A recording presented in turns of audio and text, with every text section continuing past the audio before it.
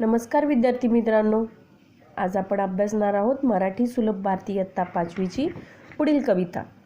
आपण प्रथमतः अभ्यासली पहिली कविता अभ्यासली नाच रे मोरा. त्यानंतर धडा अभ्यासला हत्तीचे चातुर्य. त्यानंतर खेळूया शब्दांशी, काही बाराखडी काही मुळाक्षरांची शब्द अभ्यासली. त्यानंतर अभ्यासला चौथा धडा ही पिसे कोणाची. त्यानंतरची आजची आपली कविता आहे कविता नंबर 5 डराव डराव. पान नंबर आहे 7. पान नंबर 7 वरील ही कविता आहे. छोटीशी छानशी कविता आहे. प्रथमतः मी कविता वाचते, तुम्ही सर्वांनी पुस्तकामध्ये लक्ष द्यायचं आहे. ऐका, वाचा.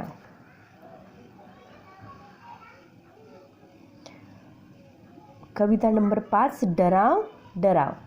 मग सर्वांनी कवितेकडं लक्ष द्यायचे. प्रथमतः मी कविता वाचते. डराव डराव डराव डराव, का ओरडता उगाच राव. पत्ता तुमचा नव्हता काल, कोठून आला सांगा नाव. दो पाऊस पडला फार, तुडुंब भरला पहा तलाव.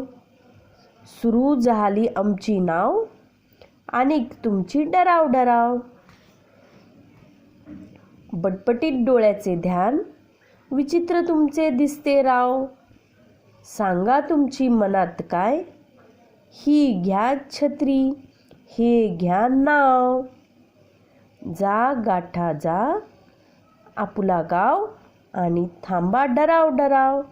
ह पाटील यांनी ही छानशी डराव डराव बेडूकवरती कविता लिहिलेली आहे. प्रथमतः आपण काही कठीण शब्द अभ्यासणार आहोत. डराव डराव म्हणजे बेडकाचे ओरडणे. हे डराव डराव कसा बेडूक ओरडतो, डराव डराव, मग हे बेडकाचे ओरडणे आहे. का ओरडते उगेच राव. राव म्हणजे अहो, रोजची अशी आपण राव असं संबोधतो, म्हणजे त्या बेडकाला ती संबोधतीये. पत्ता तुमचा नव्हता काल, कोठून आला सांगा नाव. दो पाऊस पडला फार, तुडुंब भरला तलाव. तलाव म्हणजे तळं, एक तळं खूप मोठं काय झालंय, भरलंय. सुरू झाली आमची नाव. झाली म्हणजे काय, झाली. आमुची म्हणजे आमची. नाव म्हणजे होळी. आणि तुमची डराव डराव, आणि म्हणजे आणि. बटबटीत डोळ्याचे ध्यान. बटबटीत म्हणजे मोठमोठी डोळे, ध्यान म्हणजे रूप. विचित्र तुमचे दिसते राव. विचित्र म्हणजे खूप वेगळे. सांगा तुमच्या मनात काय, ही घ्या छत्री, ही घ्या नाव. नाव म्हणजे होळी.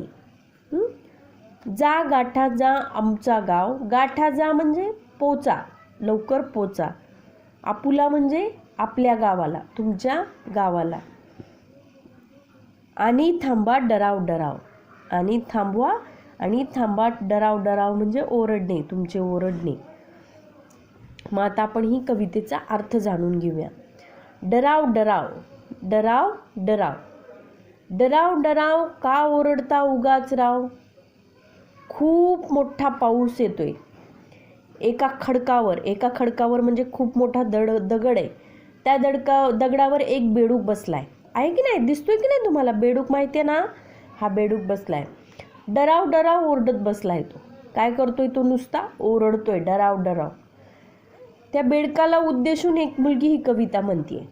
मग त्यामध्ये ती प्रथमतः काय म्हणते, डराव डराव डराव डराव, का ओरडता उगाच राव. अहो बेडूकराव, तुम्ही असे डराव डराव उगाच का ओरडत आहात, असं ती कोण म्हणतीये, ती मुलगी त्या बेडकाला म्हणतीये, उद्देशून त्याला म्हणतीये. पत्ता नव्हता तुमचा काल, कोठून आला सांगा नाव. काल म्हणजे गेलेला दिवस, मागचा काही दिवसात. तर तुम्ही दिसलाच नाही, तुमचा पत्ता नव्हता. मग आज पाऊस पडत असताना अचानक तुम्ही कुठून आलात, तुमचं नाव सांगा. मग अचानक पाऊस पडताना तुम्ही आलात आणि तुमचं नाव सांगा. दो पाऊस पडला फार, तुडुंब भरला पहा तलाव. धो धो पाऊस पडतोय, खूप मोठा मुसळधार पाऊस येतोय, दिसतोय की नाही पाऊस येताना. आणि इथे एक तलाव आहे, छोटंसं तळ आहे, ते पाण्याने काठोकाठ भरलेलं आहे. तुडुंब भरलं तलाव. सुरू झाली आमची नाव आणि तुमची डराव डराव. या तुडुंब पाण्यात मी कागदाची होडी सोडली आहे. तुमचे डराव डराव सुरूच आहे.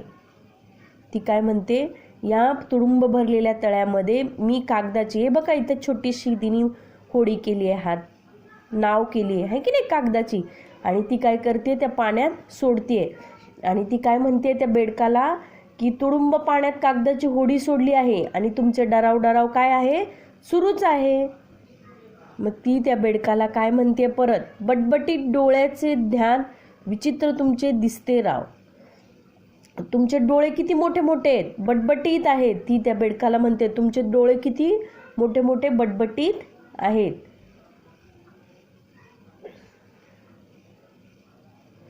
तुमच्या डोळ्यातले भावही पटपटीत दिसतात. तुमचे रूप विचित्र वाटत आहे. आणि तुमचं रूप कसं दिसत आहे, खूप विचित्र दिसत आहे. सांगा तुमच्या मनात काय, ही घ्या छत्री, ही घ्या नाव. अहो बेडूकराव, तुमच्या मनात काय आहे ते मला सांगा बरं. म्हणजे ती बेडकाला काय म्हणते, तुमच्या मनात काय आहे ते मला सांगा, भिजू नका.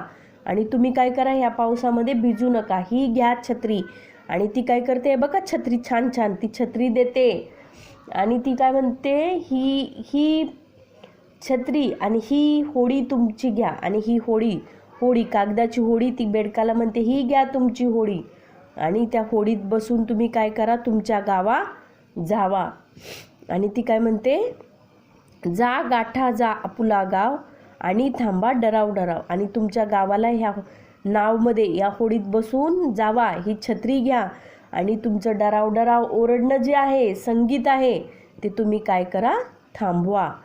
असं ग. पाटील यांनी ही लविता, ह्या मुलीने ही उद्देशलेली ह्या बेडकावरची ही कविता आहे. अशी ही खूप सुंदरशी कविता आहे. कळली तुम्हाला सर्वांना? आपण परत एकदा ही कविता म्हणूया. सर्वांनी लक्ष द्यायचं आहे.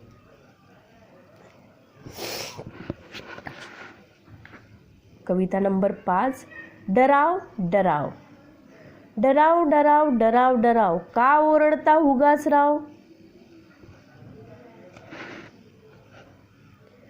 डराव डराव डराव डराव डराव डराव, का ओरडता उगाच राव.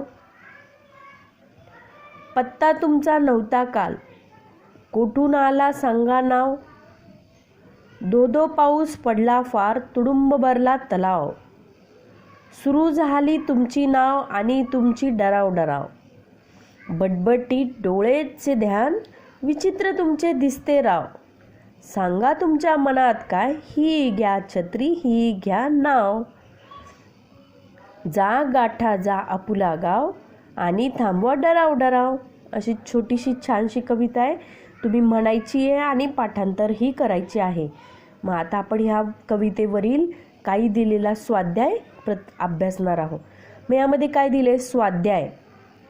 प्रश्न पहिला, एका वाक्यात उत्तरे लिहा. एका वाक्यात उत्तरे लिहा.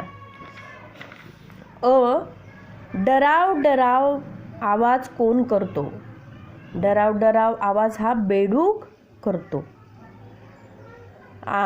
तलाव का भरला. उत्तर, धो धो असा पाऊस पडल्यामुळे तलाव भरला. बेडकाचे डोळे कसे आहेत. उत्तर, बेडकाचे डोळे बटबटीत आहेत. आता नंतरच्या पुढील पानावरती काय आहे, पान नंबर आहे, पान नंबर 8 वरील प्रश्न दुसरा. योग्य जोड्या जुळवा. अ गट ब गट. अ गटामध्ये काय काय दिले, जोराचा पाऊस. 2 नंबर, बेडकाचे मोठे डोळे. 3, पूर्ण भरलेला तलाव. 4, स्वतःच्या गावी परत जा. ब गटामध्ये दिलेला आहे, गाठा आपुला गाव. धो धो पाऊस. बटबटी डोळे, ई तुडुंब भरला तलाव. मग योग्य त्या जोड्या लावायच्या आहेत. मग जोरदार पाऊस, धो धो पाऊस, बेडकाचे मोठे डोळे, बटबटीत डोळे, पूर्ण भरलेला तलाव,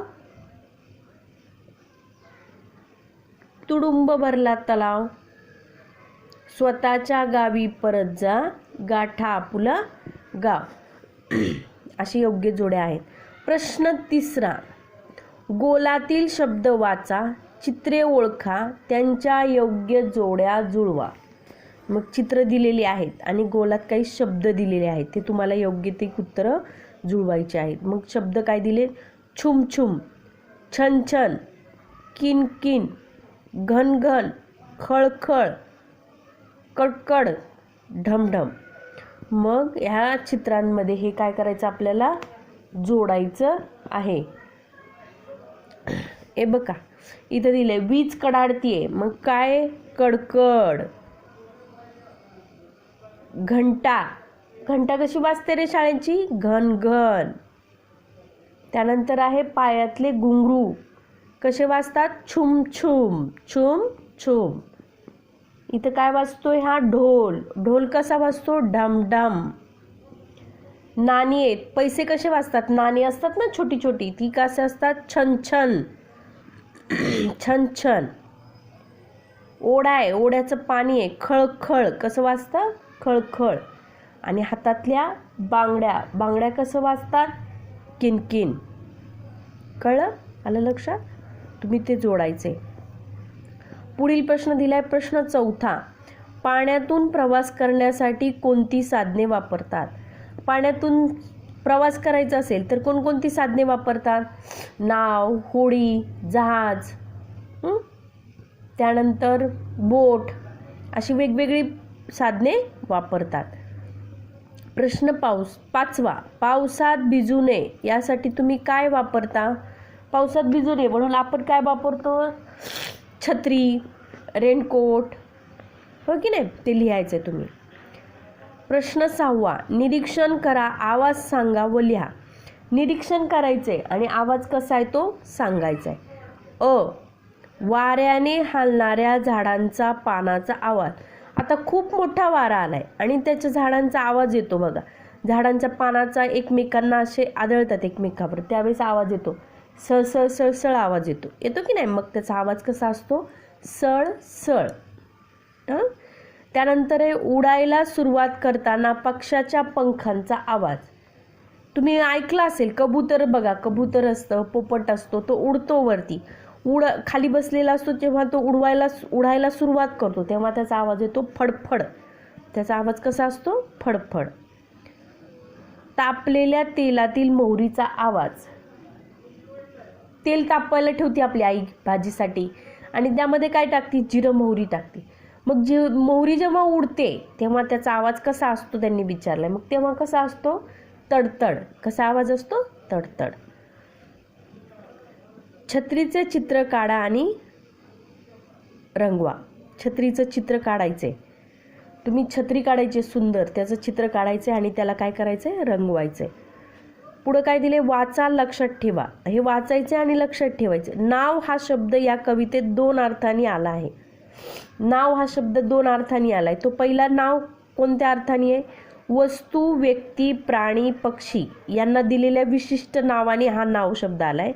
आणि नाव हा दुसरा शब्दाने आलाय, होडी यांनी. अशा प्रकारे आपण आज स्वाध्याय आणि कविता डराव डराव ही अशी कविता आणि स्वाध्याय आज आपण अभ्यासलो. तुम्हाला समजलीच असेल. तर मग आता तुम्ही ही कविता काय करायची आहे? तुम्ही बोलायची आहे आणि रोज ही कविता बोलून बोलून काय करायची आहे? पाठांतर करायची आहे आणि याच्यावरचा स्वाध्याय सोडवायचा आहे.